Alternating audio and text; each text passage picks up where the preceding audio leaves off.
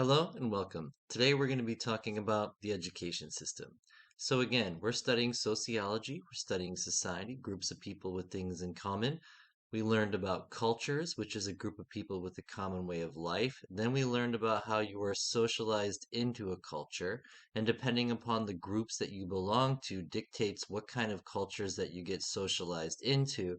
And then after we talked about social stratification by race and sex and social class, the culture you're associated with is also associated with your race, your sex, or your social class. The education system is a major agent of socialization, just along with your parents and your friends and any other people that you're exposed to in life. The socialization process is very powerful and it's associated with the way that our behavior is structured. So the education system is a major agent of socialization. It structures the way we think, it structures the way we behave. So, the education system is an institution, and people might not understand the word institution at first, just like they might not understand the word structure. So, when you're thinking about an institution, you're thinking about something that we have constructed from generation to generation. It is people have gotten together, they created something, they put it all together, and they made it an institution. An institution can be something physical, like the American government, or it can be something like an idea, like democracy. It can be something like the education system, which is both physical, containing buildings and people, books, other materials, but can also be based upon educational values, ideas. So when you think about the education system as an institution, you're thinking about the education system in terms of not just the physical structure, but also the ideology that underlies it. So when we go to approach the education system, this is one institution of many that we're going to study in sociology. So we're going to study the education system, we're going to study religion, media, politics, government. We're going to we've already looked at the family structure. And again, these are the major institutions established by functionalist theory. So the book concludes with studying the major institutions of society and then wrapping everything up with social change. But again, now we're on to the major institutions of society. The education system is one of them, and the education system, again, is a major agent of socialization that socializes you, which means it structures your behavior, it structures the way you think. And when you think about something, what is a structure? When I like to think of the word structure, I think about anything that enables me or blocks me. So again, your parents are structures, for example, because they can block your action, they can punish you, but they can also enable you by setting you up and feeding you and helping you get through college and things along those lines. So the government is the same way. The government is a structure that regulates society and creates laws and rules by which society is governed. So that enables you to have a nice, predictable, stable society, but it also blocks your actions because we're not truly free. All of our behaviors are subjected to social control from the government, for example. So the institution of the education is the same exact thing. The education system is a structure, an institution that can set you up, but it also can block you. For example, when you're young, you have to go to school or they write you up for truancy. But if you go to school, you end up getting trained and you learn knowledge and you get socialized. So again, the education system is an institution, something that we've constructed from generation to generation that is based upon cultural values and ideas. It structures you, it enables or blocks your action, okay?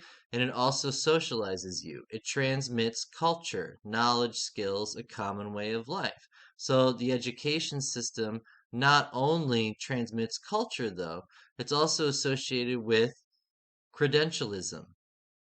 The idea of credentialism is that it certifies you. Therefore, those who get through school get the certificate to get whatever that certificate gets you, which is a job that may be required that you have an education for. So, when we start to open up this big picture of the education system, we're going to look at it from the sociological theories. But this is just a general overview, real quick, is the idea that your education is associated with whether or not you get specific jobs, which is then associated with your wealth, which is then associated with your power over your own lives, which is then associated with life chances. So, the education system not only socializes you, but it also filters people into groups: white collar, blue collar, upper classes, lower classes. Those that get the degree get higher social status, get access to higher social locations. Those that don't get the degree, don't have the certificate that's required to take elite social positions, then they get tracked, they get filtered into the lower class workforce, the blue collar jobs. Okay, and the idea of the hidden curriculum is this, that, beneath all of the education system underlie these value systems. So really we are teaching culture. We are teaching a common way of life, a value system, and not all of it's overt. But again, the education system is teaching you about behaviors that are acceptable, that match social norms, and it's also influencing the way you think about life in general. Okay, so the education is an institution, something that we socially constructed. It structures our behavior, which means it enables us or it blocks us. It transmits culture, knowledge, skills, and a common way of life. It's associated with getting specific jobs and rising up the social class ladder. You learn to develop cultural capital by acquiring these knowledge, skills, and mastering our way of life, acquiring a general habitus, a general way of life that's associated with your social class location. The education system is involved in the filtering process of filtering people into those that have the most skills versus those that don't have the most skills. Those are the best and brightest get to succeed. Those that aren't the best and brightest don't succeed as well. It filters out rich and poor. And so there's a lot of hidden stuff going on there. The hidden curriculum, again, is the idea that you are being socialized into a culture, even as no, it's not overt. And then again, the education system credentializes you. The easiest way to start thinking about these institutions that we're going to be talking about, the education system and religion and media and the government and politics, and we've already talked about the family again, is to apply the sociological theories. So again, first and foremost, let's apply the sociological theories to the education system. Okay, from a functionalist perspective, functionalism is all about the idea that institutions structure society. Therefore, the education system structures society. And what's a society? A group of people with something in common. So, therefore, from a functionalist perspective, we're going to say the education system structures society. But then the next question is, what's the purpose of the education system? What function does it serve? How does it serve society? And again, it's everything we just talked about. It certifies people, it filters people out, it tests, it enables people to rise up based upon merit. It socializes you. Okay, so those are the manifest contents, the overall outcomes. The goal of the education system is to socialize and to filter people out. But what are the latent consequences? Well, those people that don't really meet, don't like school that much, or, it doesn't mean they're not smart. They just don't identify with like that school bureaucratic formalized education, and so maybe they didn't do as well. And because they didn't do as well in school, maybe they never get a chance to really get a good job. And so they get filtered into the blue collar when they would have been really good at doing something that like an elite social role, but they never had a chance because they never were able to really get through school, for example. So again, manifest content is the overall goal, and then latent content are the unintended consequences. So, in an ideal situation, people would be able to rise up the social class ladder based upon their merit, their skills, their knowledge. Okay, so the education system, by filtering people and testing them and figuring out who's the best and brightest, and those people are supposed to score the highest in the tests and get into the best schools, that would be a nice dream if that's the way society ever worked, where every single poor kid, no matter where you come from, had the same chance to go to the same, just as good of a school as everybody else, and was able to rise up just based upon their talent and their skills. But as we know, in America, we live in a class system that is hierarchically divided into social classes, and those people that reside in the upper social classes have privilege compared to those who are subjugated into the lower classes.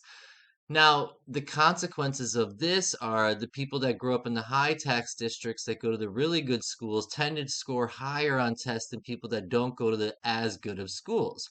Therefore, the education system doesn't enable all people of merit to rise up. What it really does is enable those people that go to the good schools to have a better chance than those people that aren't going to as good of schools, because they're getting more training, they're getting more intensive education, they're getting the skills that other schools are not doing, because maybe the curriculum is not as challenging, or maybe there's not as much teacher to student interaction, or all the many disparities between like why schools in upper class neighborhoods do better than schools in not such nice neighborhoods. And again, a lot of it has to do with taxes and the parents' socioeconomic status. Because the schools in the nice school districts, they have higher taxes, they have more tax money because they have higher tax rates in those areas than they do in the poorer areas.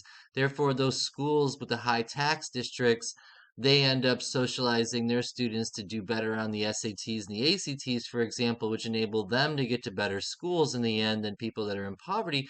Plus, they have more money to be able to pay for the really expensive colleges, which then sets you up. So this is all pure conflict theory. It's group versus group, social class versus social class. The education system filters people into upper and lower classes. And then it also reproduces social classes because those students that grow up with the higher socioeconomic parents going to the nicer tax districts, they end up going to the better colleges. They end up getting elite social positions, which is why most, presidents of the United States come from Harvard, Brown, or Yale, for example. Okay, so again, functionalist theory is going to say, what's the purpose of the education system? How does it structure society? Conflict theory is going to look at how the institution of the education system filters people out and creates inequality. Okay, because again, the origin of inequality between social classes is, the math equation: education plus job plus wealth equals power, and social location, where you're located compared to other people. Now, from a symbolic interactionist perspective, we're going to look at the education system and say, guys, we're the ones who made this system. If you don't like this system, if the education system isn't working, we can update it or we can tear it down and build a new one. Because again, guys, right now, only 35% of people graduate college. Now, if the goal of the education system is to weed people out, then a 35% passing rate is probably good because that means that it's a difficult curriculum. Only 35% of people are proving that they have what it takes to get through it, etc. So therefore it would be doing a good job if only 35% of people are graduating because it's weeding people out. It's filtering people out into those that have what it takes and those that don't. Those that are the most skilled and those that are not. Those that have the most merit and those that don't. Okay? So, but another way of looking at it is, well, 35% college graduation rate, that seems kind of low. So maybe it's that our education system actually isn't meeting the needs of people. And since only 35% of people are graduating, what is that saying about our education system as a whole? Are we not able to hold on to the students? Why aren't the students going through college? Is it some psychological reason, like they don't want to? Or is it because of economics, like they don't have the money? Or is it because of skills and knowledge, because they went to a school that wasn't very good, so they didn't test very high? You know? And again, that then feeds into conflict theory even more, is that we've created a system within which only 35% of people are graduating college. So, who does that actually benefit? That benefits the people that can make it through school. And who has an easier time making it through school? Those people that grow up in the higher socioeconomic areas. So therefore, the ones who are getting into college kind of maybe already started out with privilege, the vast majority. Not all of them, don't get me wrong. Anyone can work two jobs and go to community college and work their way through. But it's way harder when you have to work your way through college when your parents just give you money and just say, here's an allowance, go to college, pass your classes, and I'll keep paying you money. So again, applying the theories is a really good way to approach these institutions. What's the purpose of the education system? To socialize, to train, to, filter people out based upon merit. Conflict theory would say, nope, it's to filter people out based upon social class location. Those rich kids get the good jobs, and the poor kids, they just end up staying poor. And symbolic interactionism would say, guys, we're the ones who made this society. We're the ones who made the education system. We're the ones who built the institution. We institutionalized the education system. Okay? If it's not meeting the needs of society, then we need to update it. If it is, it's working perfectly fine, then don't even worry about it. It's working just fine.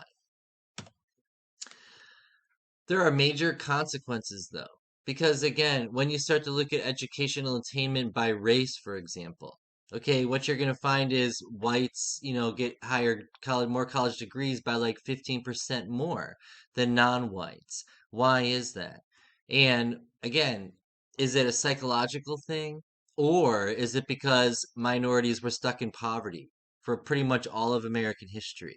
And so it's a lot harder to work your way out of poverty, get the education, get the job, and work your way up the social class ladder, starting from the bottom than it is from the top.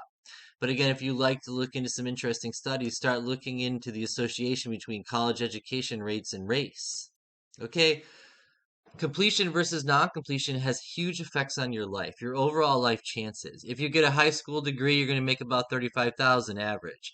You get the bachelor's degree, you make between 35 and 70. You get the master's, do a professional degree, 70 to 150. PhD, 125 to 150. Okay, so based upon your education, it, exponentially increases your overall income, which then increases your access to health care and good schools for your kids and a nice house. And so again, those people that can get through the education system, they are improving their social class location, or at least improving their chances to rise up the social class ladder compared to those that do not complete education. Okay, and when you guys go deep and you start studying the association between poverty and illiteracy and things along those lines on a global level, you're going to find that the number one way that people are kept down, for example, is illiteracy. Okay. So again, how can we reduce privilege? Well, how can we make it so every kid in America goes to the same quality of school? Is it fair that the people with more money get to pay for the nicer schools for their kids, and so they're setting their kids up to do higher on the ACTs and the SATs than parents that can't afford those really good schools? Is there a way to balance the equation? Or do we like it the way it is? Do we like this competition between the rich and poor? Does this, create and incentivize and motivate people to rise up and compete and try to improve their lives? So again, there's a bunch of different perspectives on this subject. Okay, again, should we be trying to filter people out by making college hard? Or should we be trying to set up a system where we can help everybody get through it? There's only so many elite jobs. Not everybody can get an elite job. So if everybody got a college degree, then they're all going to be expecting elite jobs. But don't some people have to work at McDonald's? Some people have to be servers in restaurants. Some people have to be cooks. Okay, so there's a lot more jobs that don't require an education. So again, when we're looking at the education system, we're looking at all kinds of functions, and it's not always pretty. A lot of it's dark. Are we trying to filter people out? Or should we set it up a way where everybody can, do well? And then if you look at things like status, why do people pay so much money for high status colleges? I teach at universities that are $50,000 a year, and I teach at community colleges that are $1,500 a semester. It's exactly the same class with the same professor. So, what's really the difference? But the status. But why do people pay for the status? Why do we care about having a high status college degree? What does that do for us? But again, that feeds back into cultural capital. So again, if you get that education, you get that job, you get that wealth, you get that prestige, you get some status, it feeds into that cultural capital. And all of that then feeds into your social class location. Where are you located compared to other people? And again, math equation, education plus job prestige plus wealth plus equals power, which equals life chances, your access, your opportunities to rise up the social class ladder. School safety has been a question of interest lately because of the mass shootings. Mass shootings are increasing. That's undeniable. But actual violence is decreasing by half, like way down. Like compared to the 1990s, modern times are safer than ever. Gun violence in schools is decreasing, drugs use is decreasing for teenagers, crime is down by half. This generation is rocking it. But these mass shootings are new. And again, that's a whole other conversation of what kind of social control do you need, gun laws, things along those lines that we're not going to introduce today. But I just wanted to focus on the idea that schools are safe. You're more likely to be shot in a restaurant than you are at a school, for example. But the idea of mass shootings is a major social problem that needs to be addressed. And then the origin of mass shootings. Where is that coming from? Is it coming from stigmatization and racism and other forms of prejudice? Is it coming from guns and access to guns? And so there's a lot of perspectives on that. So again, when we're thinking about the education system, it's an institution, which means we made it, we built it. Okay? It structures our life, it enables us and blocks us. It certifies you, it socializes you, it filters people out into good jobs and bad jobs. When we apply the theories, you're going to ask functionalist theory, what's the purpose of the education system? What function does it serve? And then look at manifest.